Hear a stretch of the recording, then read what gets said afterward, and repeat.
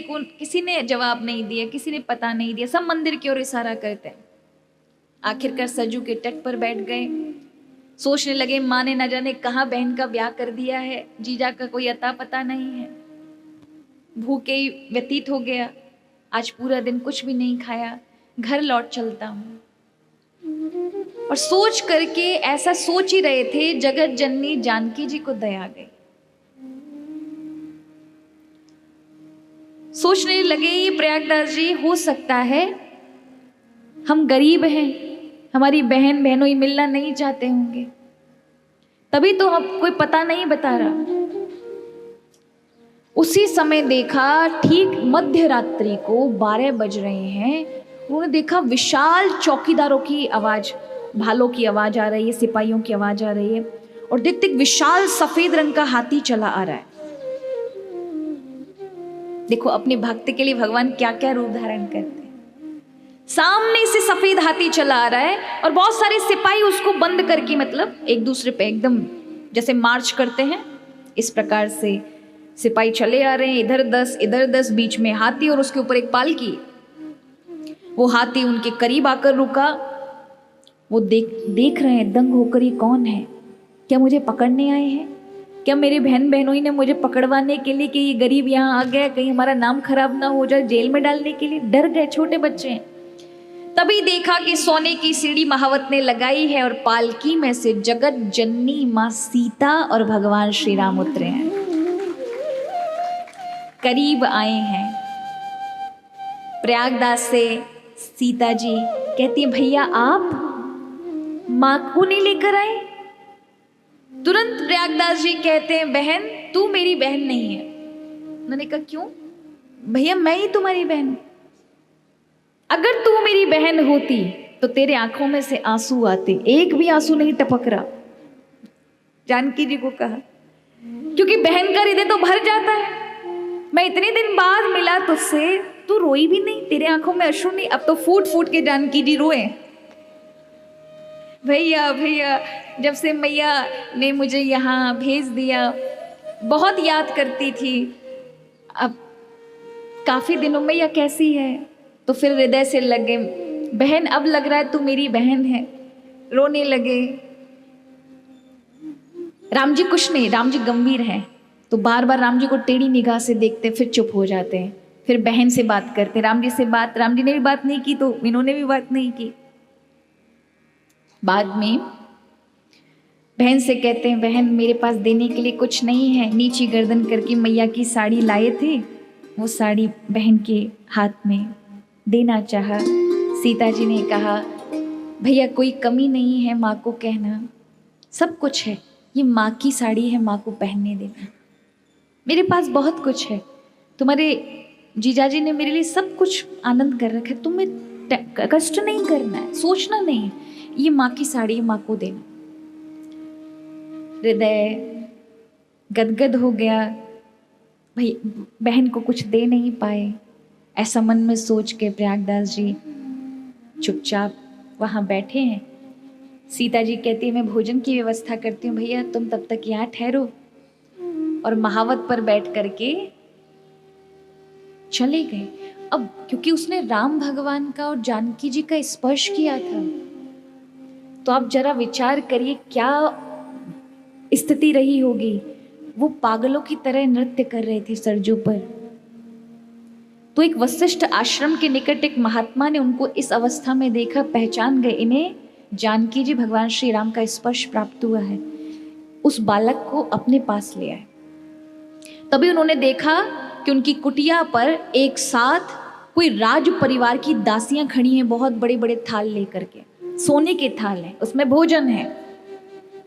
उन्होंने कहा, यहाँ पर हमारी महारानी का भाई रुका हुआ है, महात्मा जी आपके यहाँ पर है? बोले हाँ है। उन्होंने 2 थाली दी। महात्मा जी ने भोजन पाया, ऐसा अपूर्व आनंद मिला महाराज, ऐसा भोजन उन्होंने कभी किया नहीं। अब थाली के बर्तन सोने चांदी हीरे जवाहरात के कोई लेने नहीं आए। 1 दिन हो गया, 2 दिन हो गया, आखिरकार महात्मा जी को पक्का विश्वास हो गया कि साक्षात भगवान ही इस बालक को अपना प्रेम दे रहे हैं, यानी इसने पक्का संबंध मान लिया। उन्होंने उस बालक को ये थाली लौटा दी कि तुम ही बेटा अपने गांव ले जाओ, रख लो। उन्होंने कहा हमारे यहाँ मान्यता है, हम बहनों का कुछ भी नहीं रखते।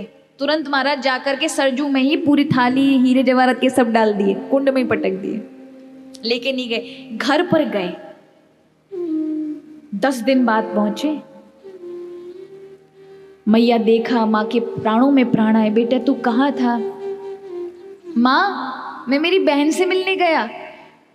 अपनी बहन बहुत अच्छी है, बहुत सुंदर है, बहुत सुंदर, तेरी बहुत याद कर रही थी। उसने साड़ी भी नहीं ली, पर अपने जो बहनोई है ना वो बड़े मिजाजी है, बात तक नहीं की, ऐसे चुपचाप खड़े रहे, कुछ मुंह से नहीं बोला।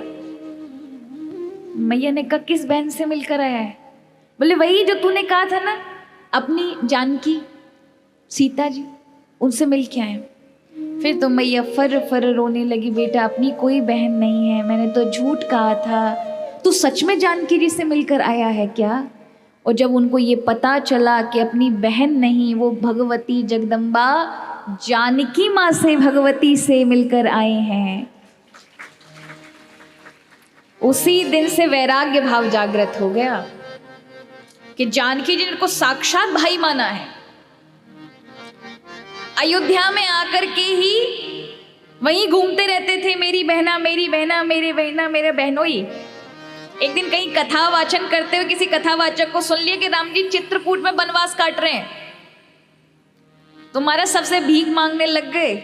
मेरी बहन बहनोई वहां वनवास काट रहे हैं, भैया कुछ दे दो जिससे चारपाई, खाट और जूते चप्पल बनवा लें, बहन बहनोई को पहनाने, भैया दे दो दे दो, जो कभी नहीं मांगते थे। और आखिरकार बॉस 3-4 खाटें बना ली, 3-4 चरण पादुकाएं बनाई और माथे पे रख के चित्रकूट के जंगलों में घूमते आवाज लगाते हुए, अरे बहन, अरे बहनोई जी, अरे लक्ष्मण जी बाहर निकलो, हम तुम्हारी व्यवस्था करके आए हैं। पिताजी ने तो आपको भेज दिया, लेकिन हमारी बहन की क्या गलती थी जो इसको लिए लिए घूम रहे हो? पूरे 4 दिन तक भटकते रहे, भगवान को दया आ गई। वही त्रेता युग का वनवासी स्वरूप धारण करके भगवान उन्हीं जंगलों में मिल गए। देखो भक्त का भाव होता है, इसी कलयुग की घटनाएं ये। इसलिए जब भी उनका नाम आता है तो प्रत्येक व्यक्ति उन्हें मामा जी बोलता है। उनका नाम पड़ा प्रयागदास मामा। जब राम जी ने देखा, कहा कि नहीं नहीं हम नहीं ले सकते, ये खाट और जूते हमारे पिताजी ने हमको मर्यादा जो दिया है, हमें मर्यादा में ही रहना है। जब जानकी जी ने कहा भैया आप चिंता ना करें, हम सब प्रसन्न हैं, आप जाइए, तो फिर अयोध्या में आकर कुंड में ही वो खाट और वो जूते, वो चप्पल डाल दी। उनका ऐसा दिव्य भाव कि वो कभी भी बाहरी रूप में नहीं, अपितु ये देखते थे साक्षात भगवान ही मेरे अपने संबंधी हैं। माँ भगवती जानकी ने उनको भाई के रूप में अपनाए।